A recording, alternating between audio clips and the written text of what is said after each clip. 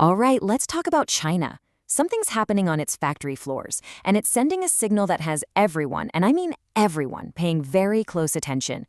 So let's get right into it.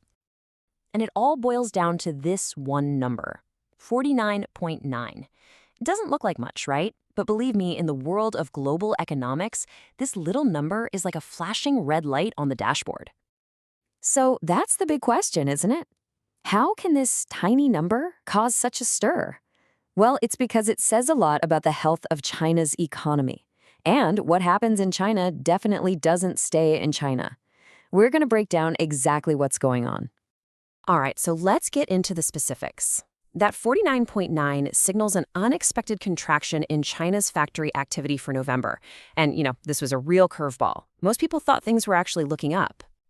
Yeah, all the analysts, they were forecasting a number around 50.5. That would have meant growth, expansion, good news. But instead we got 49.9, which is pointing in the completely opposite direction, a slowdown right when everyone was expecting a pickup. Okay, so to really get why this number matters so much, we have to talk about how we even get it. It comes from something called the Purchasing Managers Index, or the PMI for short. Think of the PMI as like a monthly checkup for a country's entire manufacturing sector. It's a survey of the people on the ground, the managers who are actually buying materials and making decisions. So it's a real-time pulse of what's happening. Now here's the key thing you need to remember. 50. That is the magic number. If the PMI is above 50, things are expanding. Factories are busy, they're getting new orders, they're hiring. But if it dips below 50, well, that's when you get contraction. Things are slowing down. And just look at this trend right here. It tells the whole story. Back in September, things were looking pretty good at 51.2.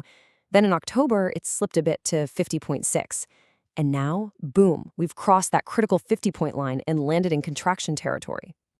What's really fascinating here is that there are actually two different surveys that track this stuff. You've got a private one that looks more at companies that export their goods, and then you have the big official government one. But here's the kicker. Even though they survey different groups, they're both singing the same tune: contraction. But look, this factory data, it isn't happening in a vacuum. It's really just one piece of the puzzle. It's a symptom of a much broader economic slowdown that's been gaining steam for a while now. So what's driving this? Well, the main culprit seems to be weak demand inside China.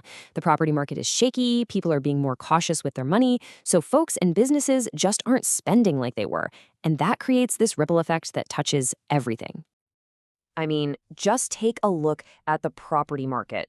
For decades, this was a massive engine for China's growth.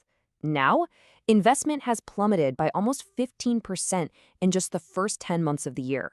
That is a huge drop. And what about regular people, the consumers?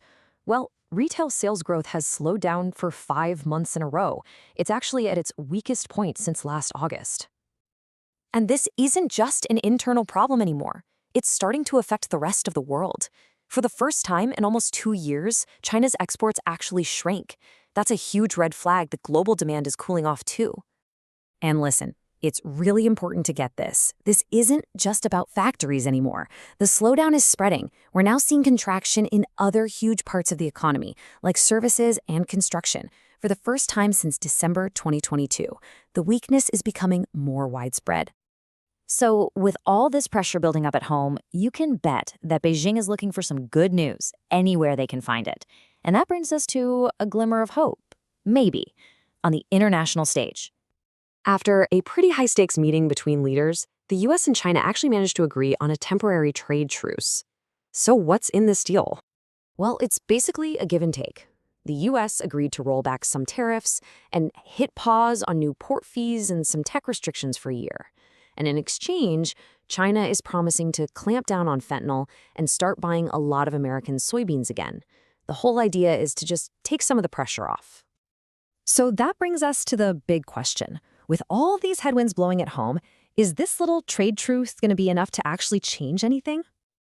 Well, the experts are, let's just say, not holding their breath. This quote from Bank of America kind of says it all. They're basically saying that a real recovery is going to be tough because the core problem, that weak demand inside China, is a really deep-rooted issue. And if that wasn't enough, they're also worried about something called deflation. Now, that's when prices start falling. And yeah, cheaper stuff sounds great, right? But for an entire economy, it can be a disaster. People stop buying things because they think prices will drop even more, and that just grinds the whole system to a halt. Which leaves us right here with this one massive question. Can a deal made with another country really fix the deep economic problems that are brewing at home? Honestly, that's the multi-trillion-dollar question, not just for Beijing, but for the entire global economy. Thanks so much for joining me for this breakdown.